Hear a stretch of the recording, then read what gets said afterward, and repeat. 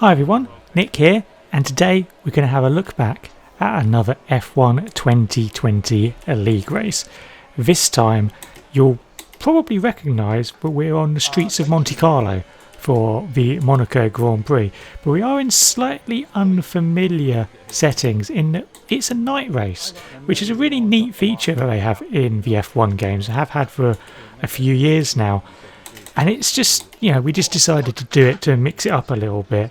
And I really like it. I think if it's possible to actually do one of these in real life, they should definitely give it a go. It looks really cool. I think it doesn't really seem to make any real difference to how the race drives. I mean, it's still narrow, twisty, difficult, very, very difficult to overtake. But it just makes it a little bit more fun. And that's the main thing, isn't it, really? Anyway, we were back in the Haas for this particular race, and although obviously the Haas isn't very good, to say the least, I was actually feeling like it was okay here, and I felt like it's a track that I usually am quite good at, if not necessarily getting amazing results at. But I was, feeling not confident, but I thought, yeah, we could do something useful here. Maybe not just be traipsing around at the back and qualifying miles outside the top 10 as per usual. Maybe we could do something kind of useful for a change. Anyway, into qualifying then. Dry qualifying, dry race, excellent news. And I felt like the first lap went okay. I got a little bit compromised on my turn 1 entry by a car coming out of the pits, but no real blame, can't really do anything about it. And I thought the lap was okay, wasn't too shabby, but when we came down the pit straight and towards the line to see us set a 112.499, that was a second slower than I was doing in practice, and that was just not good enough. So second run, and we're going to stay on board for the entire lap. So looking for the bridge thing to brake underneath, down to 4th gear, try and turn in nice and early and get it straight so we can carry as much speed up the hill as possible. 7th gear down to 4th here, I think it's 4th in Haas, and then 3rd through there, try and tie it as possible to the inside barriers there without obviously hitting them. This bit is absolutely just so tricky. 2nd gear down to 1st gear, tightest corner, slowest corner on the F1 calendar, and then here try and use a bit of a curb but not too much, otherwise get invalidated, and then through Portier try and get it turned and then straight down the tunnel as quickly as possible. Keep it in 7th gear, brake around where the lamppost is between 150 metre boards, get it through the chicane, nice and twisty. To back is a lovely corner if you get it right, you just feel like you carry the speed through, get on the throttle nice and early, launch it through both parts of the swimming pool, and then we just got Raskas, which is very tricky. We've got a car in front, we're going to try not to get distracted by them. Anthony Nogues at the end, get it turned in, get on the throttle, cross the line. We're 7/10 up on our previous best, but it's still only a 1:11.769, and that's still a few tenths slower than I was doing before. So this was frustrating me somewhat. So we went out on our 3rd lap, and unfortunately a bit of a theme that we've had in recent races, we've got cars in front of us who are on out laps. They're not realistically going to get a lap done, and it's just distracted me. It's a distraction I could have done without on my final qualifying lap. We lose time going through Portier, coming down to the chicane. We try to overdo it, try and make up as much time as possible, and we cut it and get the lap invalidated. It was a rubbish lap anyway, but still. So on the face of it, 5th is good. 5th is a good place, but in Monaco you want to be as high as possible, and I felt like I'd let myself down there. I could definitely do a 0.3. So I thought I was in with a shot at getting 3rd there, and that would have been much more helpful and much more positive going into a race. So I was a bit annoyed with that, to say the least. So into the race, starting on soft tyres, 1-stop strategy, 39 laps to go, and we get an okay-ish launch. Coulthard gets a better getaway ahead of us, but he slows down with a corner there. So we go into the first corner. We don't get a huge amount of room left for us on the apex of turn 1, but that means we're compromised. We let Stefano through because he gets a better run through the corner, and there's instantly a virtual safety car. No one knows why. but that neutralises the race one corner in. And at this point, well, I've been stuck behind Stefano in Monaco before, unfortunately. He's very difficult to overtake. And yeah, it's difficult to overtake here. So we knew what was going to happen here, unfortunately. So restart under the virtual safety car with half of a lap gone. And we've lost a little bit of time to Stefano. But again, at this point, I was thinking, this isn't too bad. Hopefully I can catch the time up again as the laps go on, get onto the back of him and see what we can do. So end of lap 1, we are in 6th position. And yeah, we were able to close on Stefano, but as you can see here, we attempt using DRS. If we just use DRS, it's no use to us whatsoever, really. So we're going to need to use some of our goodies to try and help with that. So end of lap 5 here, DRS, rich fuel, ERS onto overtake, and nothing. No chance getting through there. So this wasn't feeling particularly optimistic, and I was going to need something else to help me out really here. So we're going into the end of lap 6, and you can see that Stefano is now starting to struggle on his tyres, and he's starting to make mistakes. So this is our chance. We can get the ERS, the DRS, the rich fuel, and we can't do the overtake because the safety cars come out because there's been a crash. And this was a little bit annoying in the short term, but also very annoying in the long term, because it meant that strategy-wise, I had no way to try and undercut Stefano or overcut him in race conditions. It meant everyone was going to pit for their first stop, and I would either pit there and commit to another 32 laps stuck behind his Ferrari, or gamble and stay out. So I gambled and stayed out, which put me up into 2nd place behind Maxi, who did the exact same thing. And my theory here was try and go as long as possible on my soft tyres. I'm good on tyre wear, so hopefully I can hold it. And then hope that maybe the cars behind get held up. Maybe Mav in 3rd could hold Tony and Miles up and cause a bit of a train and allow me and Maxi to just disappear off into the distance. And it kind of worked for Maxi in that he disappeared off into the distance. So you can see he's now got on his 3 seconds down the road. And it didn't really work from behind either, because Tony breezed past Mav at the start of lap 12. So that put him up into 3rd place behind us, and by midway through lap 14 you can see top left, and by those double white arrows at the bottom, he was pretty much straight on our tail already. So this didn't really work out as a strategy. I should have known this. I've kind of tried it before. It didn't work out before either, but you never know. It was worth a bit of a go. Anyway, lap 14, and we're able to overtake Maxi because he's pitted, and we're leading the Monaco Grand Prix. At least that's something. It was a completely false lead, but it was something that we could perhaps celebrate. But we needed something to help us out here. We really needed a virtual safety car or something. What we didn't need was for it to come out just after we've gone past the pit entrance. Could have got a cheap pit stop, but we didn't, because it came out about 5 seconds too late. Brilliant timing there. And it also ended at the most annoying place, going through the tight twisty sector 2. Really tricky with the deltas there.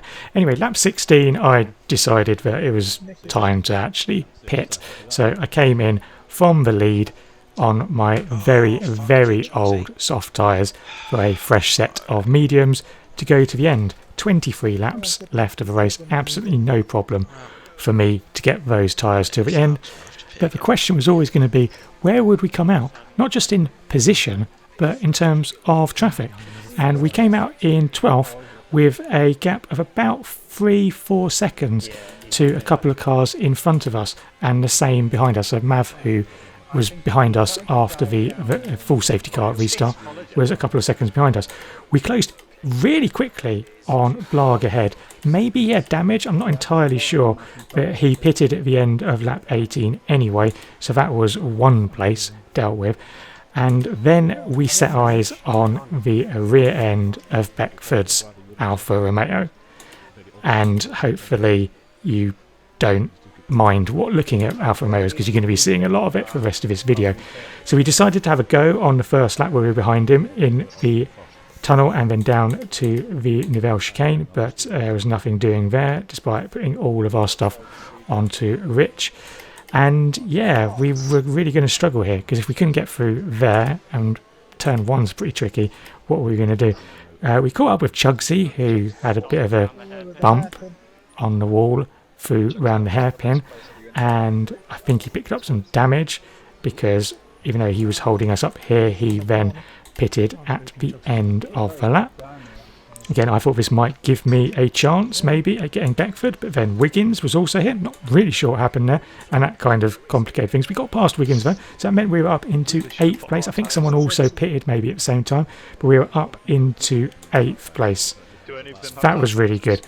But we still had Beckford in front of us, and we still had to try and figure a way to get past him. So Rich Fuel, overtake through the tunnel, and yeah, just nothing. We went into the tunnel just under 3/10 down, and we came out of it up into the chicane about just under 3/10, just nothing we can do. So lap 23, we're still behind Beckford. Wiggins retires and obviously brings out the virtual safety car just as we've passed this pit entrance. So again, we can't do anything with that. Not really sure what we would have done with that, but again, couldn't do anything with it if we'd wanted to. So again, really much appreciated there. So lap 26, end of the lap, still behind Beckford. Seeing what we can do here, keeping on his tail, and he seems to get a bit of a wobble coming through Anthony Nogue, so we're thinking, okay, let's go for it. DRS, he covers the inside line, which means we can't really do anything. We back out of it. We get a better run through turn 1, so we think maybe we can go up the hill, and no, we can't, because he kind of blocks us off. Again, fair play, he can do that, but it's really frustrating. And then we just have another safety car, just because, you know, it was about time that we did. We're up to 7th now though, because Coulthard I think had just pitted for some fresh soft tyres. And as we restarted the race on lap 30, we were up to 7th. But I was slightly concerned about Coulthard behind, because he's very good around Monaco, and with those soft tyres, yeah, it's going to be difficult for him to overtake, but you kind of got the feeling he was going to give it his best shot regardless. Anyway, end of lap 31, and we are right on Beckford's tail. You can see that Coulthard is right on our tail now as well. So we're using Richfield, using overtake, using DRS to absolutely no effect other than to just keep us currently in 7th place. Coulthard gets a bit of a better run out of turn 1, so we use some Richfield and overtake up the hill just to make sure he doesn't try and go round us up the hill. Would have been very bold for him to do it, but you never know, he might have gone for it. So we're coming round here, and it's going to get very tight round the hairpin. We're really close to the back of Beckford, and we get a bit of a bump from behind, as unfortunately Coulthard has now lost part of his front wing by hitting the back of me. Very difficult on the game because the cars get really concertinaed at the hairpin. It's not as bad as the AI do. They pretty much stop there, especially on lap 1. But it can be a tricky one to go, and unfortunately Coulthard has got that front wing damage, which is never going to be great, and as we'll see in a moment, going through the swimming pool, that lack of front downforce is going to cost him, and he has retired. Fortunately, I think at this point we'd had all of the safety cars we could possibly get, so there wasn't time for another one, fortunately. Right, so on to lap 34, and we're still behind Beckford. We've still got DRS, Richfield and overtake to use, and we still can't really do a huge amount with them. We're looking at the inside there, but not really going to be able to do anything there. You need to be almost alongside completely there to get anything done. We drop a little bit back here, but we knew that we were getting a better run through Casino Square than Beckford, so we decided, actually, let's have a go here. Overtake, let's see what we can do. No. Okay, but maybe there's something we can do. I've used it as an overtaking spot before. It's possible if the other car gets a bit of a poor run and you get a good run, so we can see what we can do maybe.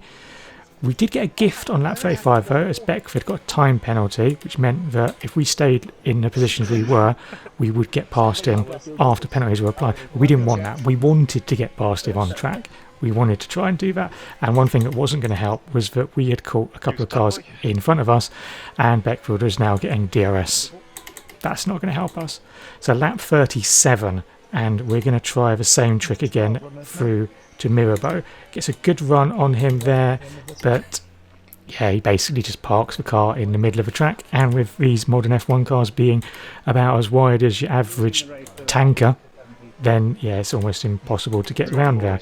So fair play. That 38, we're having to go really wide through some of the corners to avoid Beckford. He's really struggling, and you can see he's got a proper wobble there. So let's go for it. Let's put everything on, and we just don't gain anything on him down the straight, and we have to just get out of it. We just got no speed down the straight, so it's just really frustrating. That 39, we're chasing him up the hill. We've got one lap, and we know he's really struggling. You can see him through there. I think he may have possibly touched the wall there, and he's just struggling so much. So we go, okay, well, let's go for overtake. No, we don't get a good enough exit out of there, and we're just going to see what happens. At this point, we know, but there's almost no point to overtaking. But if we can overtake, we're going to get it done. It's just the principle of it. So we're going to follow him through here, follow him through Portier, see if we can get a good exit through there. But he gets a nice solid exit out of there. Richfield overtake. We're going to burn all of our ERS here. But no, if anything, I think he was actually pulling away, which is just absolutely ridiculous. Through the Nouvelle chicane, nothing seeing there. We've got a few corners left, none of them really overtaking spaces. Through to back, through the swimming pool. The fireworks go off to celebrate Tony winning the race, not to celebrate anything that's going back in 6th and 7th. We go round the outside of Rascasse up to Antinous, and there's no doing. Bit of a wobble from us there, and we cross the line to jump Beckford after penalties and to finish in 6th place. And on paper, not a terrible result. I mean, 5th to 6th is not ideal, but we were 6th after one corner and we finished there. And yeah, it was a bit up and down, but being stuck behind cars for that length of time and having nothing to do otherwise is not really my idea of fun. We're in 6th in the championship as well. We're 82 points off the lead with 2 races to go, so that's mathematically done. But again, we could maybe make up a place or two, try and finish the season on a high with some decent results maybe. So what have we learnt from today's Monaco Grand Prix? Well, I suppose the main message I got was qualify on pole, otherwise you're going to have a bad time. And if you're going to be 5th, don't lose a place and then just get stuck behind other cars. I don't know what you can do here. It's Monaco. It's basically just what Monaco is. You can't overtake here, no matter how much you try. Maybe I need to use lower wings. I mean, I do use an 11-11 wing setup, but you kind of need the grip. So I don't know. Maybe I need to go for something ridiculous, like maybe 10-10 wings, and then I'll breeze past people on the straights. Oh, as straight as the straights are here Anyway, that's the end of this video. Thank you very much for watching, and I hope you've enjoyed it. If you did, then don't forget to like, subscribe and comment if you haven't already done so. It really helps out the channel and it is hugely appreciated, so thank you in advance. If you want to catch up with me on social media, then Twitter and Instagram are the place to go. I have Bulbasaur on there. If you want to catch up in between videos and races, then Discord is where you want to go. Hang out with us there and chat about all sorts of nonsense. And if you want to see these league races live every Wednesday and Sunday, then head on over to Twitch, because that's where they're broadcast. Details are on the screen now, and they're in the description below. But until next time, and the next video, goodbye.